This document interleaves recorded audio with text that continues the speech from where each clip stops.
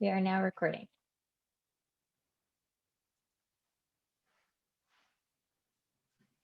So before we screen our film, I want to give our intern and NSAE organizer, Naomi Pearl, an opportunity to tell you a little bit about what NSAE is and how you can get involved. So Naomi, take it from here. Hi everyone, my name is Naomi Pearl. I am a Free to Thrive intern, undergraduate at UC Berkeley, and one of the National Students Against Exploitation leads, along with Sadie Neville, Jasmine Carsa, Camilla Tellez, and Shelley Sasser. Thank you so much for coming out to our very first event, and thank you to Free to Thrive, Jamie, and our wonderful panelists for supporting us as well. I want to give you all a brief overview of NSAE before we get started. Our mission is to connect students from universities throughout the country to spread awareness for anti-human trafficking initiatives. The number of colleges we're connected to continues to grow, which is really exciting. We also provide professional and educational resources to students interested in this work. Our goal is to have about monthly events like this one to continue raising awareness and getting more students involved in the fight against exploitation. To officially get involved, you can go to the top link on this slide, freetothrive.org/students-NSAE, where you will find a registration form. We really encourage you all to fill it out so we can get your names and info into our records.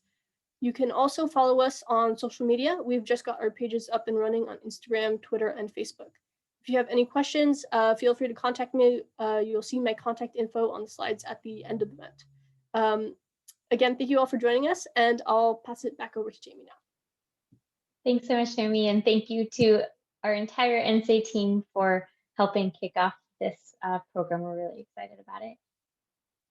So let me tell you a little bit about the Starfish film before we screen it. So this is a film that Free to Thrive produced in partnership with a production company called False Heart Productions. And the goal of this film was two-part. One, in that we, as a nonprofit, we have an annual fundraiser, and this was a very strange year, and we had to figure out how to have an engaging virtual fundraiser. And so we set about producing this film, and it turned out that this film kind of took wings of its own well beyond this fundraiser. And the goal of the film was really to help our audience understand what it is that we do at Free to Thrive, but more importantly, how human trafficking survivors are criminalized. And it's something that, even those who know about human trafficking do not know that survivors are often caught up in our criminal justice system. And so we wanted to help educate the community about that. And so we produced this film. Now, this film is a narrative short film, which means that it's fictional. This is not a true story. However, it is very much based on the true stories that we hear at Free to Thrive from our clients. And so rather than being one client story, it's actually a combined story of the survivors that we work with. We really hope you enjoy it. Now, since creating this film, it's been not only selected for film festivals around the globe, but it's actually won awards at numerous film festivals. These are just a few of the film festivals. We actually have way more than we can put on a single slide, but it's been really exciting to see the following, that the attention that this film is getting. And more than anything, we're excited because it means that we are getting a global audience to learn about our work and about this issue. So we're really, really excited about it. Now, in terms of screening the film, for anybody who has tried to stream something via Zoom, the quality is very poor. And so rather than attempt to stream it on Zoom, we're going to put the link to watch the film in the chat, and give you an opportunity to go watch it on YouTube and then come back. And the film it's a 19-minute film, so we'll come back in 19 minutes and have our panel discussion. So I'm now going to send you the link. All right, so if you feel free to turn off your camera if you want to turn off your camera. Definitely mute your computer. You don't have to leave the Zoom room, but just you can turn off your video, and then in 20 minutes, 19 minutes, we will be back. Thanks so much. Enjoy.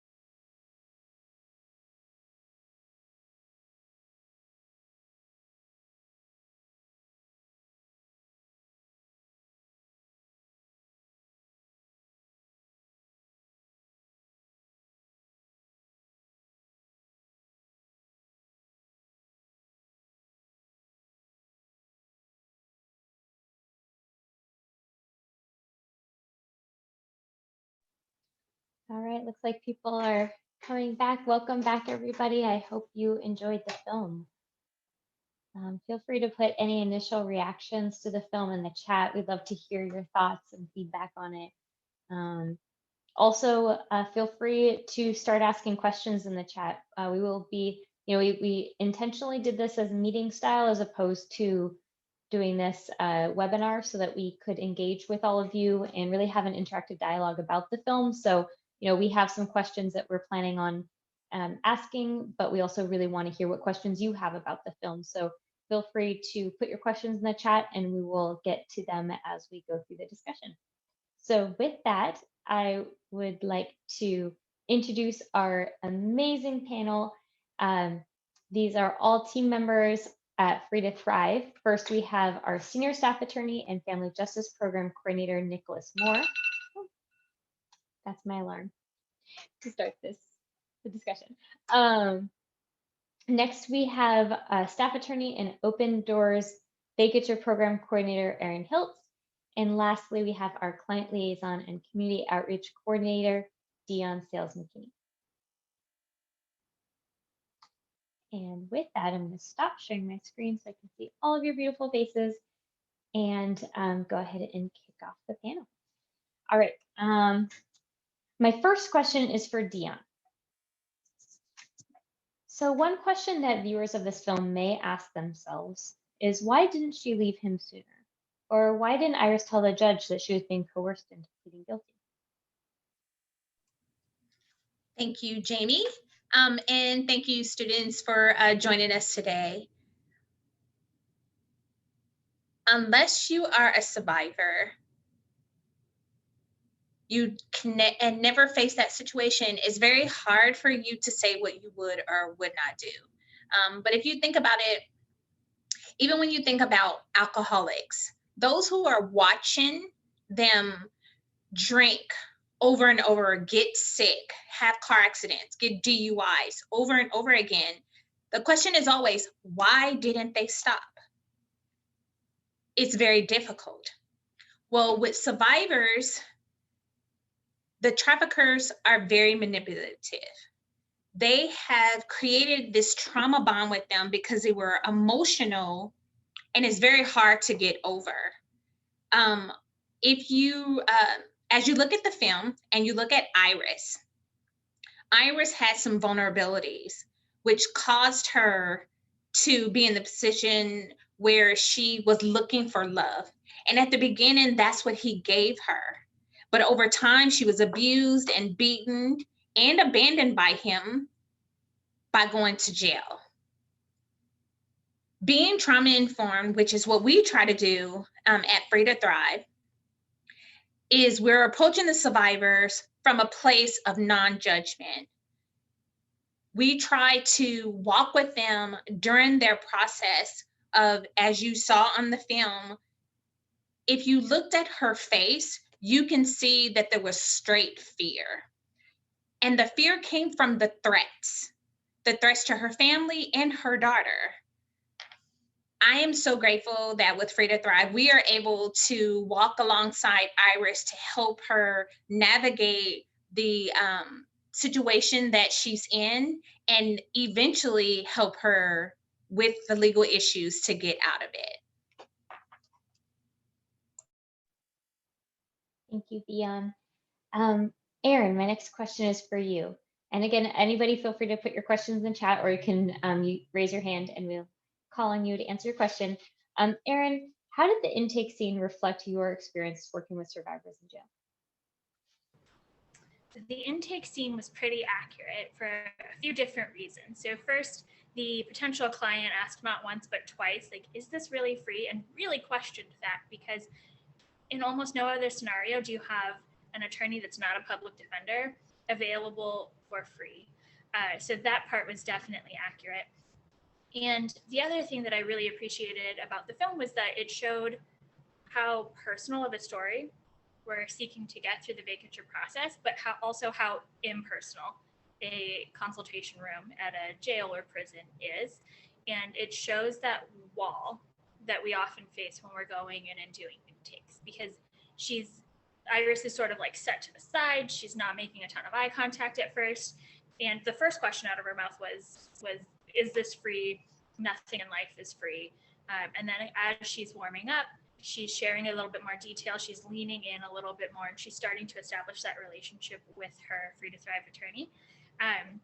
So that part, I think, was shortened. It's definitely a shortened timeline. I think when I was going in to do intakes in person with folks who were in custody, it wouldn't be that open, and we probably wouldn't leave it on such a high note after the first meeting, because there's still that distance, there's still that to overcome in order to establish a more trusting relationship.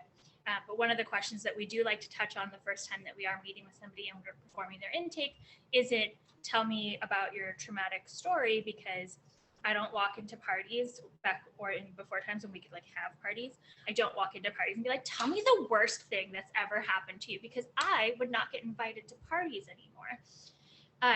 So that's a little shortened, but we do ask in that first intake, what are your goals? What are you excited about? What are you working towards? And how can we support you to get there? Because it helps to establish that trust, but also like we want to know what success looks like for our clients, and we want to be able to help them and support them on that path.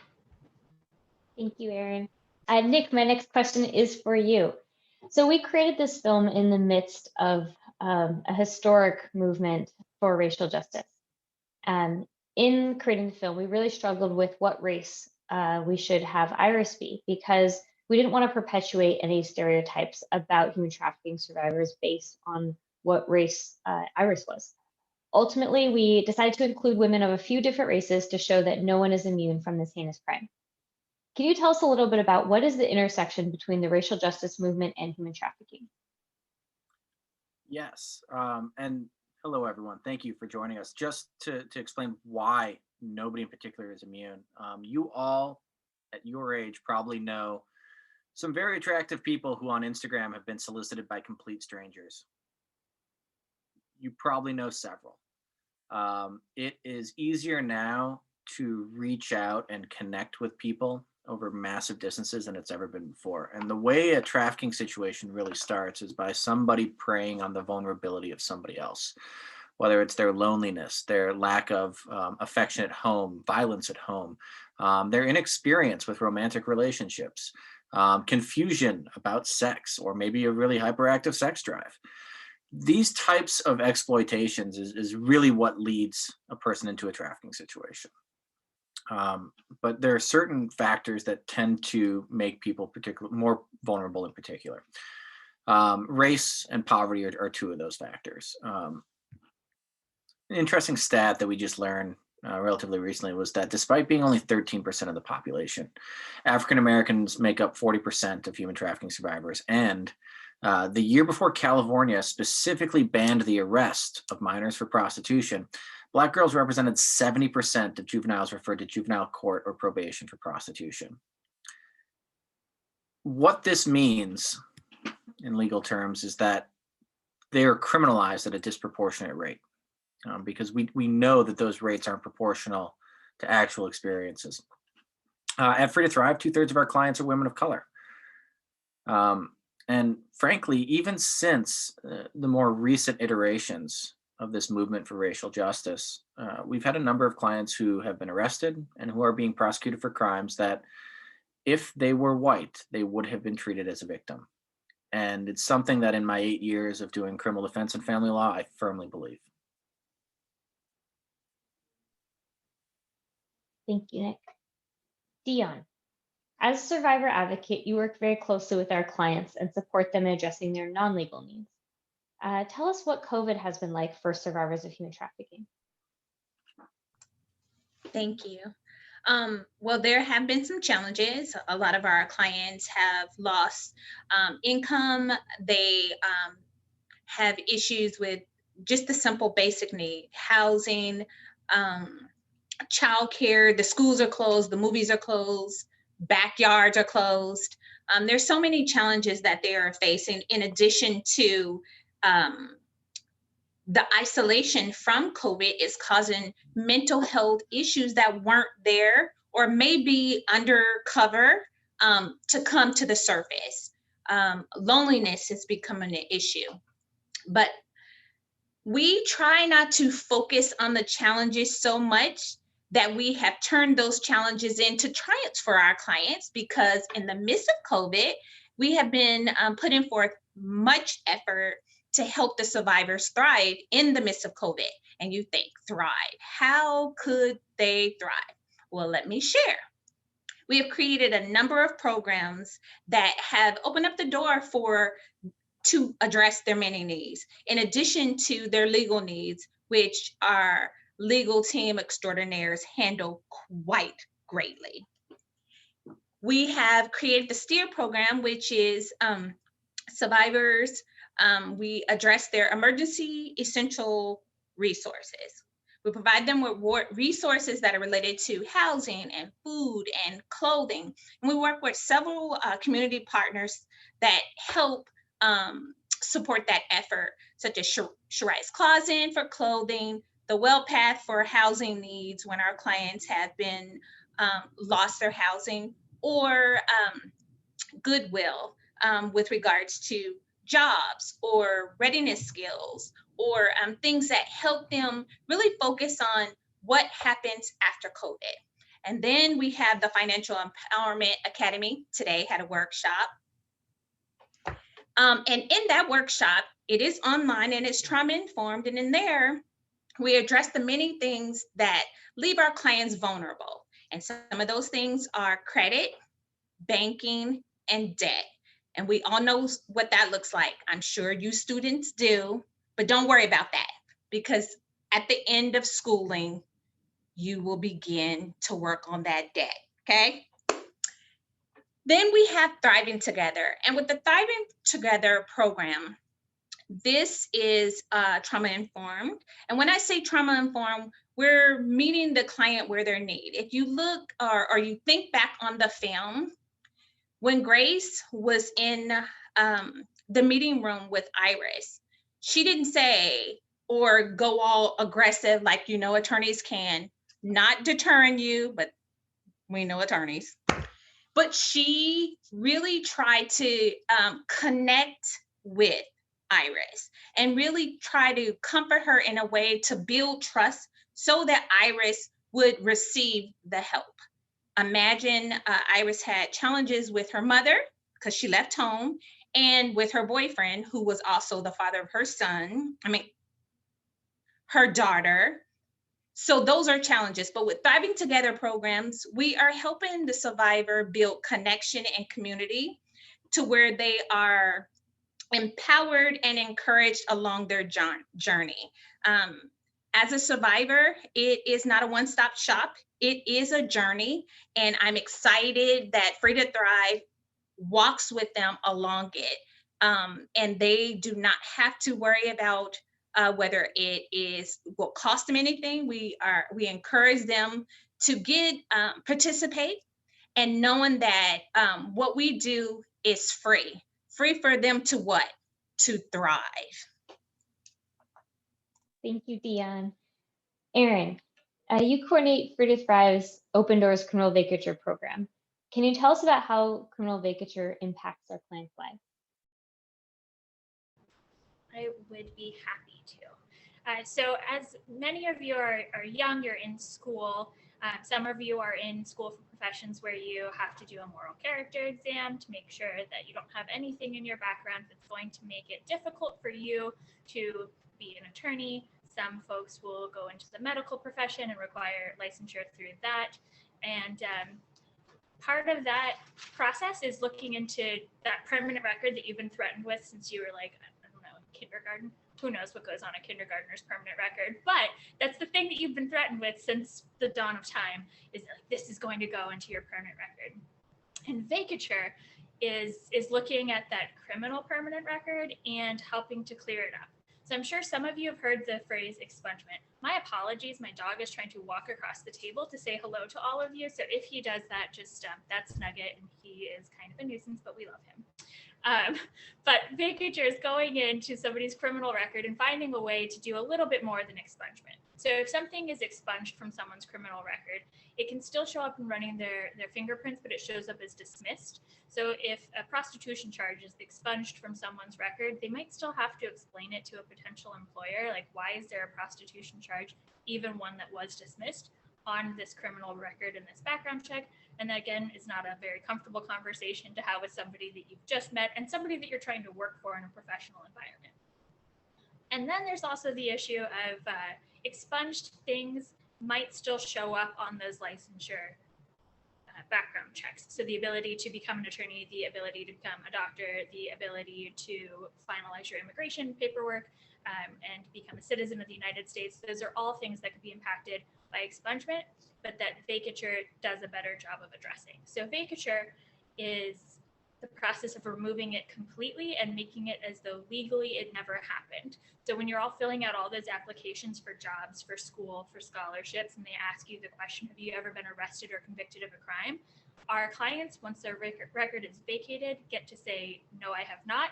They get their fingerprints run for a background check, and they come back like newborn babies. There's nothing on there. It is super exciting and is so rewarding, and it really just helps with the important basic things that people need in life, things like jobs, things like housing, things like the opportunity to access education.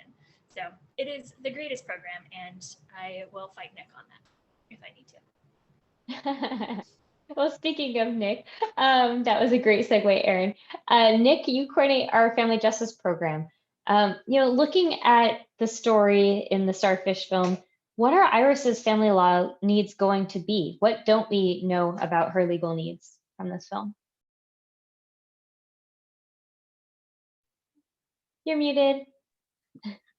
I too have a dog that's trying to get in to say hello, so bear with me. What we don't see is that when Iris gets out of jail, she's going to have to fight Darren for custody, and Darren's going to fight, but not because he wants control, not because he wants his daughter like in his custody. It's a means of continuing to exert control over the situation. So many of our family law cases involve the opposing party fighting for custody so that they can leave the kid at grandma's. And this may be counterintuitive. You may wonder, like, what parent would do that?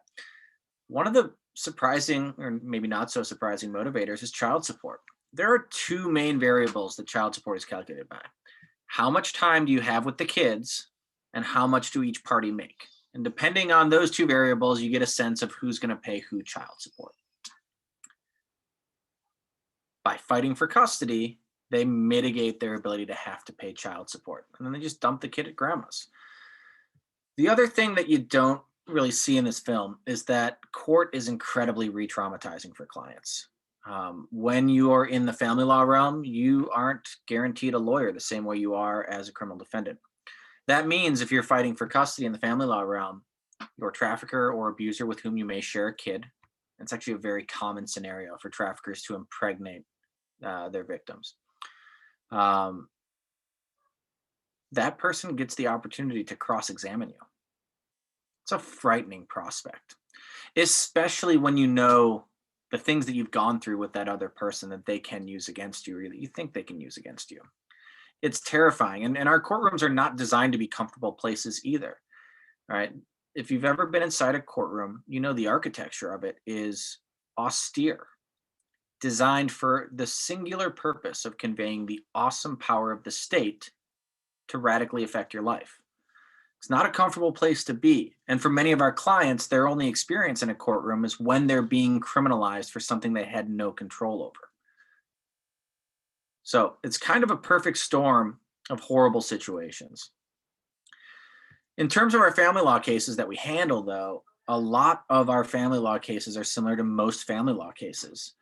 A lot of similar needs: custody, support, visitation, divorce, the intersection of domestic violence in people's lives. One area where that similarity departs, though, is domestic violence. The National Coalition Against Domestic Violence estimates that 1 in 4 women in their lifetime will be in a domestic violence relationship. 87% of our clients have been in a domestic violence relationship that they report, by the way. And the other 13% are probably minimizing a significant amount of violence that they experienced.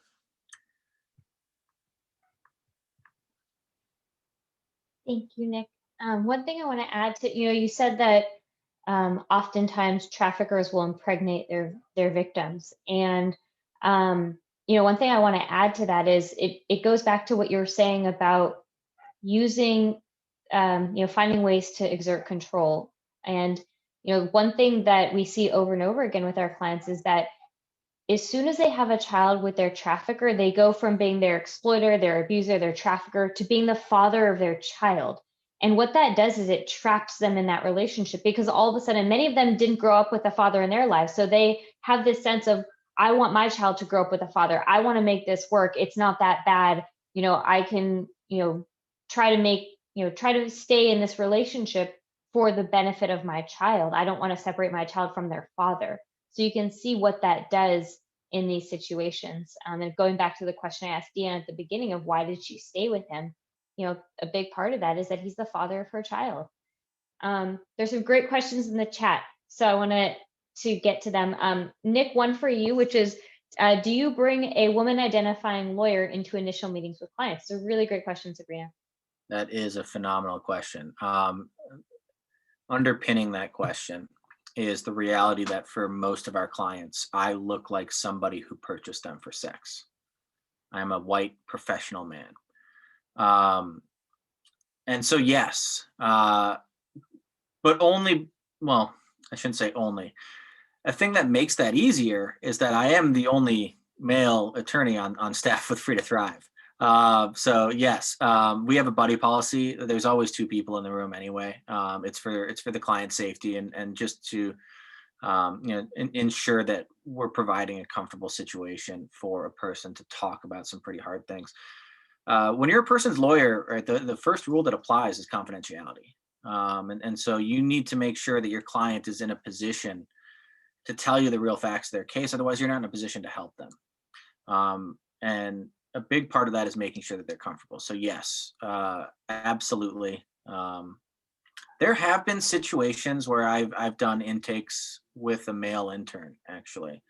But that particular male intern is an extraordinary human being who spent 40 years as a pediatrician and has a master's in social work and master's in public health. And so it's not lost on us that there is the potential for that situation to be uncomfortable, especially at an initial intake. But we do what we can to make people comfortable when they first come into contact with us. And it goes beyond just who's involved as well. One of the things that we do is we're decentralized. We do not make people come to us for services. We go to where they are, to where they are comfortable. Because for a lot of people, transportation, especially in a county like San Diego, which is geographically a massive county, transportation can be a real issue. And it can be one of the barriers that might otherwise prevent a person from utilizing free or low-cost services that would otherwise be available to them. And if I may chime in on that answer, we do our best because we try to be trauma informed with our clients. And considering as client liaison, I get the privilege of connecting survivors to the attorneys. I am mindful of this to not create that barrier. So as less as possible will there be two men at an intake or follow-up meeting. And that is not that they're not phenomenal, because they are, but it is, at the end of the day, we offer our services to them, and we don't want to do anything that will prevent them from trusting us to help them through the process. So if that means that Nick has to do it alone with Aaron or any of our other awesome interns, that's pretty much how that goes. Thank you, Deanne. And Sabrina, it looks like you got the questions flowing, and now we have lots of questions in our chat. So it's always that first question that's hard to be the first one. So thank you, Sabrina, for asking your question. And Addie's got a question about expungement and vacatur of drug crimes, and I'm going to direct this to Aaron. She's curious to know if how much of our caseload includes drug charges, and thoughts on the future climate of that. Aaron, can you touch on that? Yes. And I'm really glad you asked, because between just, all of us, there are so many drug charges on our clients' criminal records, and we're still working through the process on collecting just how many. We're like tallying up each different kind of charge and arrest that we're seeing. But usually there's an element of either chemical coercion or self-medication when it comes to drug charges. And I'm also going to loop DUIs in there just because it has a similar difficulty in terms of getting it vacated from the record. Drug charges are actually in a lot of ways easier to vacate from the criminal record because the DUI has an identifiable potential victim, which is like the public at large. And that seems to not be a district attorney's favorite thing to agree to take off of a criminal record. So we do have a lot of drug charges. That might be possession of drugs, that might be possession of paraphernalia, some intent to distribute, which in a lot of cases falls under the guise of like labor trafficking because they are being forced to sell these drugs. But then separately, the issues of chemical coercion and chemical dependency upon the drugs that they have ingested, they've been given, or that they've become addicted to. So there is a lot of it. I think that the march of justice is towards vacating those more easily. I know that Oregon has its own advancements in terms of decriminalizing drugs, and I hope that that is something that continues throughout the country because it is better to help somebody who needs support than to criminalize the behavior that they can't necessarily control. So my hope is that we all continue to move towards making that a more easily vacated thing, but also a thing that people aren't arrested for and that we don't have to then try and clean up a record later. So hopefully we can be more preventative and less reactive in the future. Definitely. Thank you for that, Erin. And, you touched on drug trafficking or drug charges as labor trafficking. And that's something that we have successfully vacated a survivor's record who was forced to sell drugs by her abusive husband. I actually haven't even told our team this yet, that I got a text message from a public defender who does vacature work in San Diego to share with me that they successfully vacated a survivor's record on the same theory of labor trafficking, drug sales, drug trafficking being labor trafficking. So I'm really thrilled to hear, at least in San Diego, this is, as far as we know, hello Nugget, as far as we know, this, he's so cute. As far as we know, we don't know if it's been used anywhere else in California, but at least in San Diego now we've got 2 cases where a survivor was able to vacate their drug charges on a labor trafficking theory, which I see as a really positive development. And frankly, with that precedent, there's a whole lot of survivors who would benefit from this. So something a lot more there. I think once word gets out in Las Colinas, which is our women's detention facility in San Diego, that we can potentially vacate drug charges, I think we'll have a whole lot of clients. And yes, Addie, it is stuff they'll have in textbooks someday for sure. And at Free to Thrive, we're actually writing the textbook as we speak. We're actually writing a textbook on trauma-informed representation of human trafficking survivors because none exists. There currently is no textbook on this thing that we do at Free to Thrive. So keep an eye out for that, and corresponding law school course to go with it. Okay, so let's keep going. We have a question for Dion, which is, when does your role usually come into play for clients? Before meetings with attorneys, after the meeting, after release? Tell us a little bit about your role as the client liaison. Thank you for that question. I'm pretty sure all of us love our roles, but I love mine the most. As client liaison, I get to interact with the clients daily, all day long. Well, not when I'm here with you guys, but all day long. I do the phone intake, so I answer the Free to Thrive call line. So when you guys call to ask if you could be an intern, I would be the one answering the phone call, connecting you with the powers that be, but I answer the phone, and I will have a conversation with the survivor when they call to find out what their legal needs are. Some may need a restraining order. That would be Nick, check, check. If they are calling because they're interested in getting their records cleared, that would be Erin, check, check. But we have, our clients have, or survivors have a number of legal issues. So when they call, I will do a phone screening with them to find out what their legal needs are, connect them with the appropriate attorney, schedule their initial intake, and then I also get to work with them on resources, the workshops, the program. So from beginning to end, I get to work with them, walking with them through the journey. And all I can tell you is this work is hard, but the clients we serve make it worth every minute of it. And yeah, I love my job.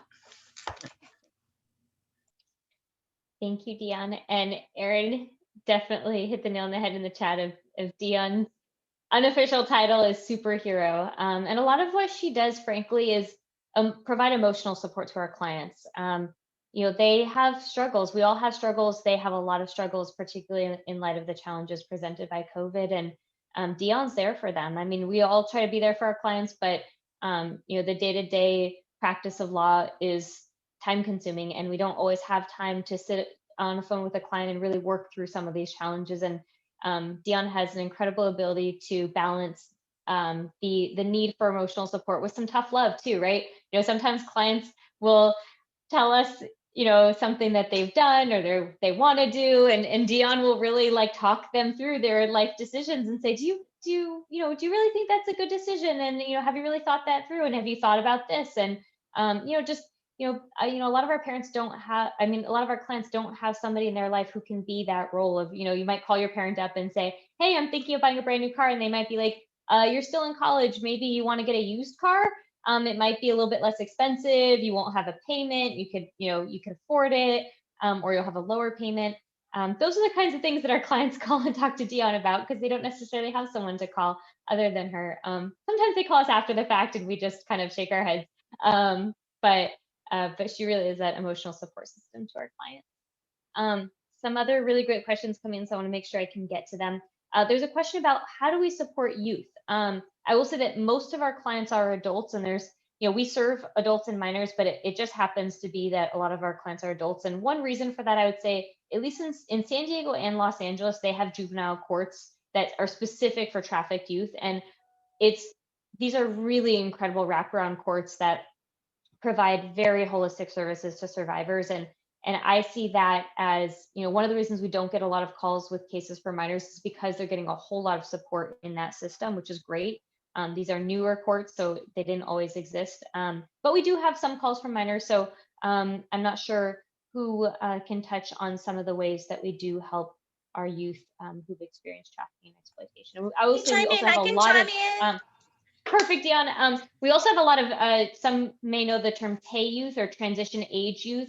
And so we have a lot of clients that are in the 18 to 20, I think it's 18 to 24, 26, I'm not sure the exact number, but a number of clients in that area.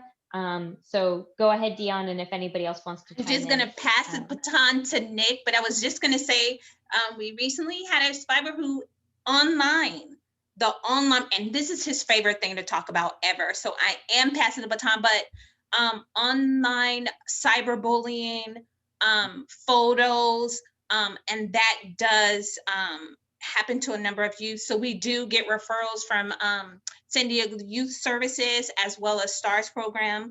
The amazing thing about Free to Thrive is the only thing that a survivor has to do to qualify for our services is be a survivor of human trafficking. If they've been exploited, we will help serve their legal need or connect them with an amazing pro bono attorney that will help them with their legal need. And Nick, I know you want to say the rest. And Nick, before you chime in, Erin just reminded me I didn't read the question as carefully as I should have. And I think the question was also asking, how do we support youth who are the children of adults who have been exploited? So Nick, if you could touch on that as well. So I've got a bleeding heart, and I help everybody to some extent, as much as I can. when I was in private practice and my partners found out that people would call the firm and I would just tell them how they could do something for free instead of hiring us, they lost their minds. Because we did a lot of domestic violence work. We did primarily defense. Like I've defended multi-million-dollar, child sex claims, kidnapping and torture cases, murder cases. We did a lot of pretty nasty stuff. But if people called, generally they call a lawyer because they need help. And there are a lot and generally people just can't afford a lawyer. They're going to go into debt. They're going to exhaust their savings. And so I would just tell everybody what the free services are in general. So one of the things I love about being a lawyer, especially in this field, is that I know where the resources are and I can pretty easily connect people to particular resources. Beyond that, our scope of services are a little bit more broad than what Dion described. It doesn't require you to be a victim of trafficking. It requires you to be a particularly vulnerable population to trafficking. And we actually have taken several clients in under that umbrella as well.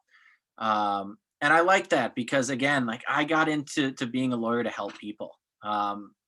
Actually, the real reason, right, I became a lawyer was to help people. But I went to law school to do e-commerce because I did my undergrad at Wharton and I was in e-commerce and I thought I was going to go to law school and learn contract law and do all that stuff. And it was just awful. And I really realized that what I wanted to do was just help people. So if somebody's particularly vulnerable, and the children of trafficking survivors are particularly vulnerable to trafficking themselves, we will serve them. And that may seem bizarre or strange to people that are not in this field, but the vast majority of sex abuse happens with somebody that you know.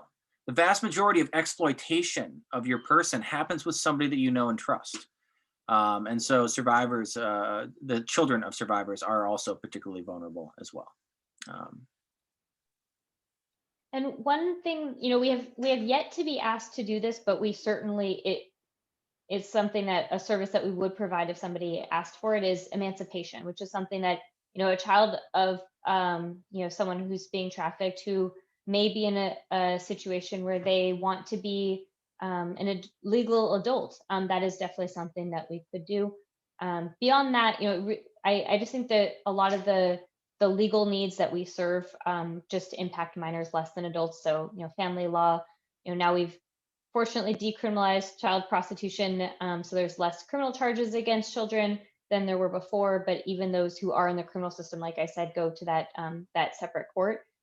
So I think just some of the legal needs just are more common among adults, but like that Nick and Dion said, certainly if a minor, either a minor who's been trafficked themselves or their family member has been trafficked, if they had a legal need, we would absolutely serve them.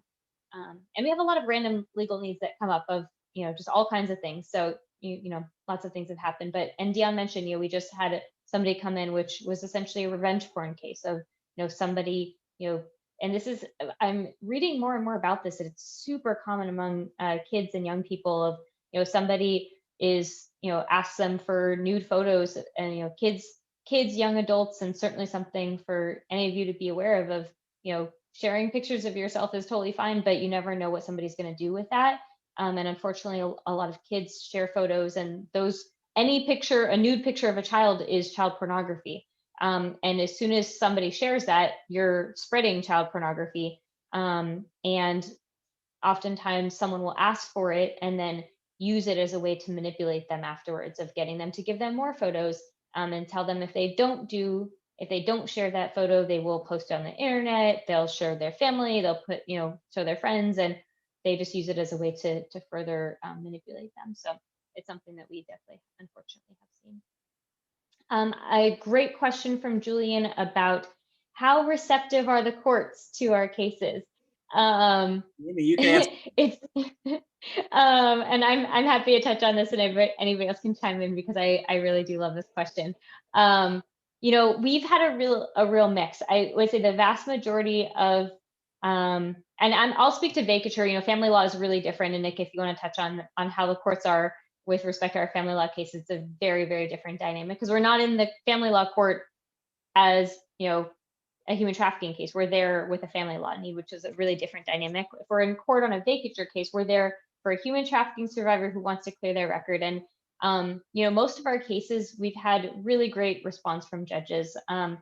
The biggest issue we face is judges not being aware of this law and having to be educated. But once they learn of it, they're totally on board and very receptive. In fact, my favorite story of the best judge ever in Orange County, who he called our client's case. It was a packed courtroom, and he didn't say the word human trafficking. He did not out her as a survivor of human trafficking. He said he commended her, similar to he actually is the judge that inspired the judge in this film. He commended her on her accomplishments, and he said, who did this work? And she kind of was like confused, and she's like, me?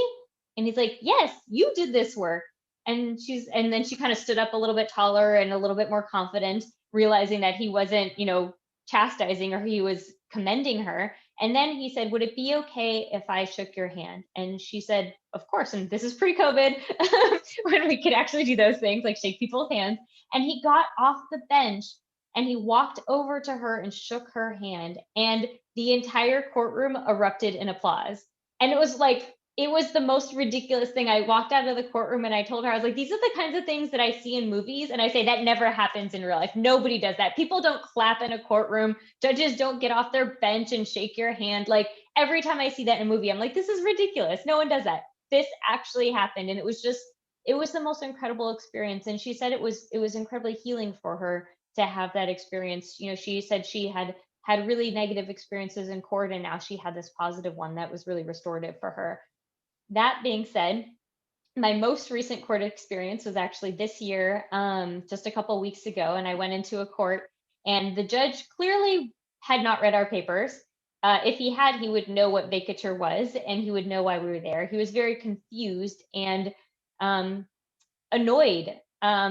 He didn't, and it was because he didn't understand the law. He didn't know what vacatur was, and he didn't really understand what we were asking for. So he was asking all these questions. It was clear that he didn't understand what was going on. He never heard of this law before. And he was very rude and dismissive. And it was really disappointing. I was just so disheartened by the fact that, one, this judge wouldn't take the time to read our really extensive petition that went in great detail explaining to him what this law is, why it exists, why it applies to our client. And that, we just have a long way to go to educate the justice system about this issue and about why survivors should have their records cleared.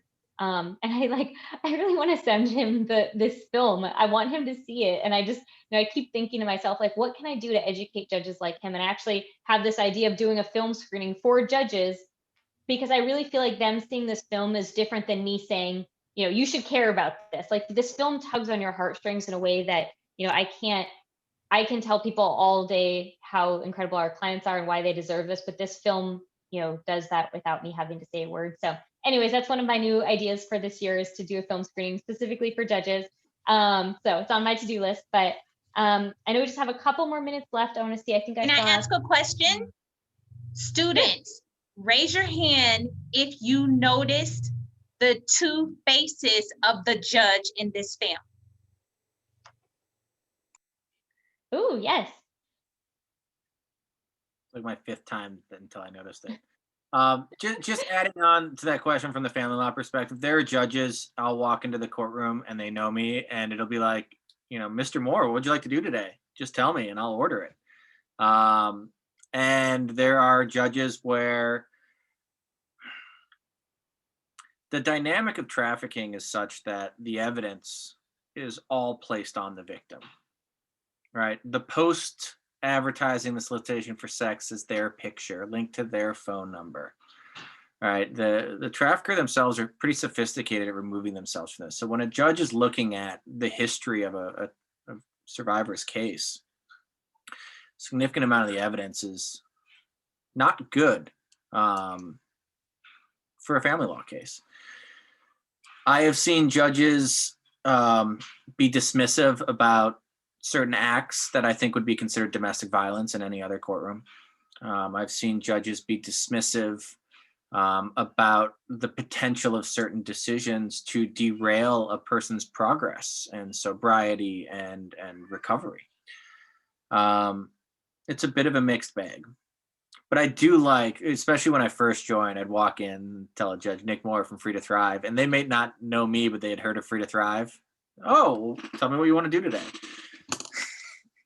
I've had that experience more often than not. So let's hope that I keeps. love that. So my last question for our panelists, unless if anybody else has any questions, feel free to put them in the chat while we answer this question, is what can our viewers do to help in the fight against human trafficking? And I'm going to, actually, I don't know who wants to go first. Nick, do you want to go first? Yes, just real quick, I want to answer Julian's question. Thanks. We have had clients that didn't have identifiable legal needs. There are certainly times when a client contacts us and thinks that they might have a legal need, but they might not have a cause of action that's either ripe, or that cause might be stale, or they might not actually have any legitimate cause of action for what they think they might otherwise have. That'd be one instance where we might turn down a client. In general, though, one of the things I love about our organization is we bend over backwards to provide services. We really do. We try and be as opening and as welcoming as possible. So occasionally there are situations where there's just not a legal need for us to do, but we'll still connect them with social services. We'll still, connect them with housing resources, food resources, clothing resources. So we try and be as opening as we can. The final question, right, which is what you can do to help. And that is, I remember when I was in high school, and you're all not far removed from similar experiences like this, right? Where like some kids would be fighting and be like, well, my dad's going to call his lawyer, and you'd have that kind of response. I'm sure you know someone who's even said that aloud before. There is this idea in people's heads. If you come from wealth and resources, you have access to lawyers. Your family knows some. Your dad or mom or parents may belong to a country club and golf regularly with a lawyer. Maybe even an uncle in the family is a lawyer. Maybe one of your parents is themselves. For most of our clients, the concept of having a lawyer is one of those unaffordable luxuries that they have never imagined. Never imagined. They'll get a public defender if they get arrested, but that public defender has a caseload of hundreds of cases. Their experience is going to be, by and large, being treated like a number, right? A quick and dirty plea bargain just to get the case over with. They're not going to feel listened to. So what can you do to support survivors? Tell people about Free to Thrive. Encourage people to donate yourselves. Because when you hear this unbridled joy in our clients' voices when they tell people that they're meeting with their lawyer, the road to recovery for so many people is one filled with self-doubt and fear of failure, because relapses happen all the time and we know it. The psychological relief of knowing that you have an expert on your side who's going to use a process that has only ever been used against you to your advantage, it's an incredible weight lifted off their shoulders. It's an incredible joy to hear them just casually tell somebody, hold on, I'm on the phone with my lawyer. And then we actually get results for our clients too. So what's something you can do to help? Donate, talk to family, talk to friends about donating, let them know that we exist, who we are, and what we do and why it's important. And there's another piece of that beyond donating is the talking to friends and family. If you learned anything here today, which I hope you did, even if it's one thing, tell somebody, whether it's putting it on your social media or, telling a friend, hey, I went to this film screening tonight and guess what I learned? Because knowledge is power and raising awareness is really critical. Before we get to our other two panelists to answer this question, I was reminded that we had one other question in the chat that I missed. So I just want to be sure to answer that before we wrap up our panel, which was, do we use translators? And the answer is yes. We actually have a bilingual Spanish-speaking she was an intern. She's now an attorney who's studying for the bar exam right now, who translates for us when we have clients who speak Spanish. Interestingly enough, we have not had very many non-English speakers. One of the misconceptions about human trafficking is that it predominantly affects people who are not born in the United States. And the reality is actually most of our clients were born in the US. The statistic is in San Diego, 80% of victims of sex trafficking are born in the United States. And that data point is pretty consistent nationally. With labor trafficking, it's flipped. It's much more like 80% or more of labor trafficking victims were born outside of the US. But most of our clients are victims of sex trafficking, and so most are born in the US. Anytime we've had somebody come who doesn't speak English, if we don't have somebody on staff who speaks their native language, we will find someone. We currently have just a couple of non-English speaking clients that we've been able to find pro bono attorneys to represent who can speak their native language, or at least have a translator in their office who can translate for them. So thank you for asking that question. I'm sorry I missed it. Erin, tell us a little bit about what our students here can do to help out. Yeah, I wanted to echo what you had shared about if you found a nugget of information that really connected with you or that you found surprising, talk about it with friends, family, on social media, whatever the case may be, in a way that's comfortable for you, because there are a lot of misconceptions about what a human trafficking survivor is, who they've been in the rest of their life, and sort of where they're going. And I think that starting to address those things young and having the conversation now like sets up your generation to do better than the generations before, because once you're talking about a problem, you can actually start to address the problem. So if you've heard anything today or over the course of researching human trafficking, or in the future with the National Students Against Exploitation program, then make sure that you are sharing it with people, because that is the first step. And then one of the things that we also like to encourage, in addition to donating to organizations, is of course donating your time. Find an organization that helps combat a part of human trafficking that you find particularly offensive, and volunteer your time with them. And one of the things that we also like to encourage is not necessarily the donation of time or money, but items. Some of the things that our clients really enjoy receiving is like a gift card around the holidays, so that they have the freedom of choice to do what they want with that money, whether that's at Target, whether that's a Visa gift card, whether it's even just a gas gift card to make sure that they can get their kids to the activities they want to get to, and things like that, but also clothing. So earlier, I think it was Nick, might have been Dion, who mentioned Shariah's Closet, and so many of our clients make use of Shariah's Closet and obtain clothes just to help them get through the day. I'm not sure how familiar you are with people who are being released from jail or prison, but they are typically walking out with what they came in with. And if they have become estranged from their family, friends, trafficker during that time of incarceration, that is all they have. And if it's a set of sweats, that's what they have to show up to court in, and that's probably not ideal, especially with in-person hearings beginning again, which we're not wildly enthusiastic about here at Free to Thrive, just because we are enjoying being able to wear like sweatpants on bottom, but also we don't want our clients to be judged for what they show up in or wearing a face mask in court. So giving things like clothing that you're not wearing any longer, it doesn't necessarily have to be court appropriate clothing, because clients have a range of needs. So spread awareness, volunteer your time, and when you're doing that spring clean in the next couple of months, since we've all been cleaning for like a year now, don't forget to pass those clothes on to somebody who could use it. Just a point on the spreading awareness. Be careful about some false talking points. We happen to be at the intersection of a really crazy time in America's history, where there is this conspiracy theory of a child trafficking cabal of elites that are, feeding off the blood of children to live longer or something. I'm not really sure what it's about, quite frankly, other than, blood libel, historically blood libel type slanderous things that people say.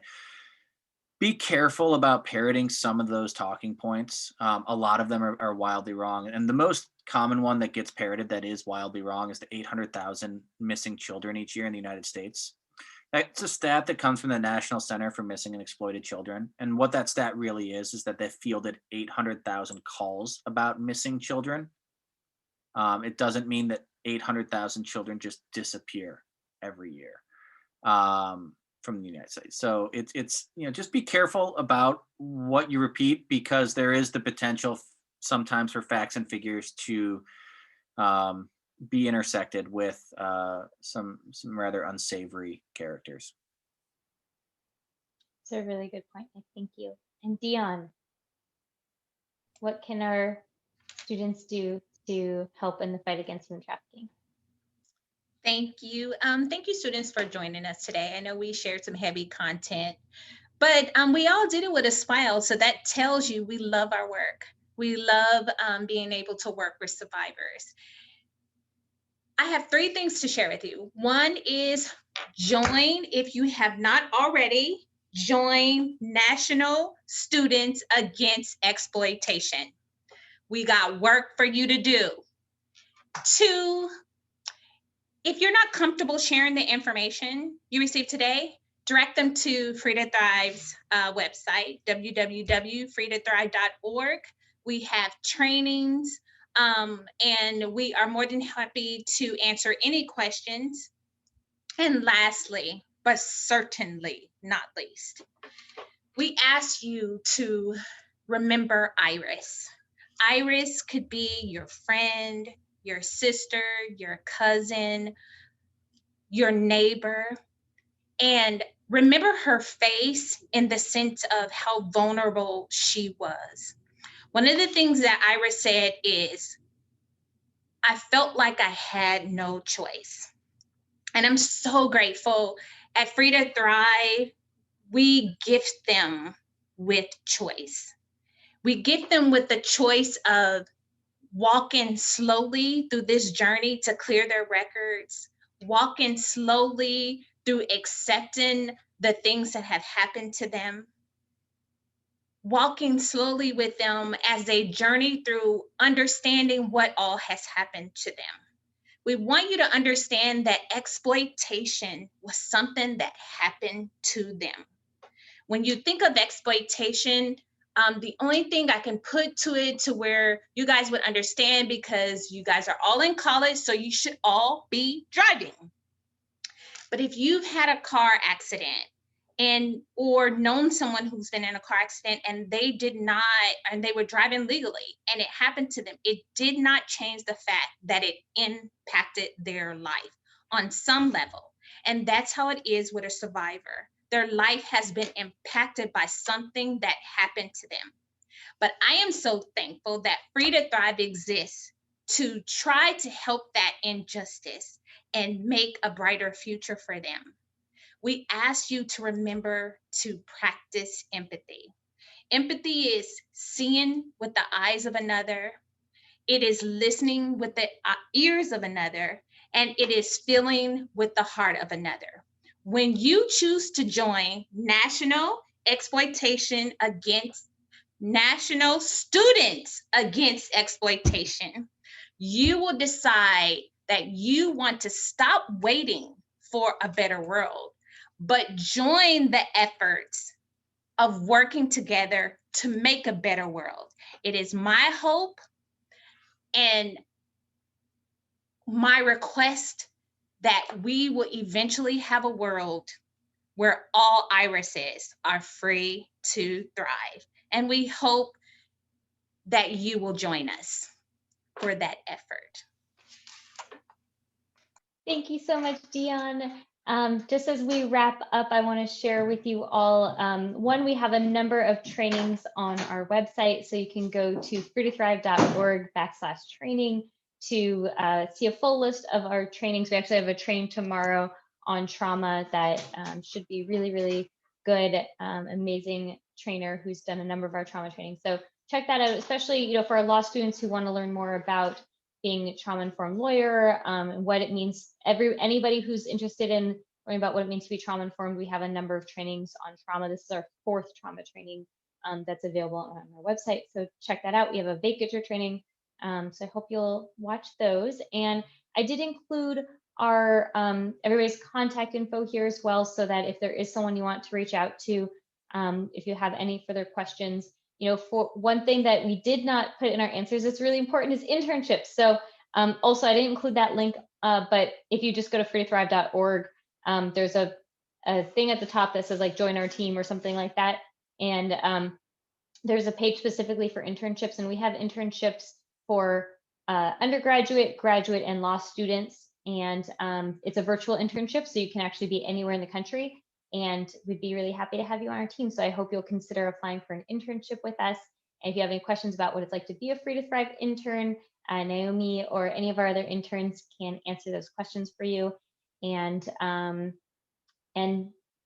just thank you all so much for joining us and for even being interested in this topic and learning more. And for those of you helping launch NSAE, thank you for your work on that. We're really, really excited to start a national movement. And my closing remark is just something that I keep thinking about with respect to NSAE is that we have a number of clients who were trafficked while they were in college.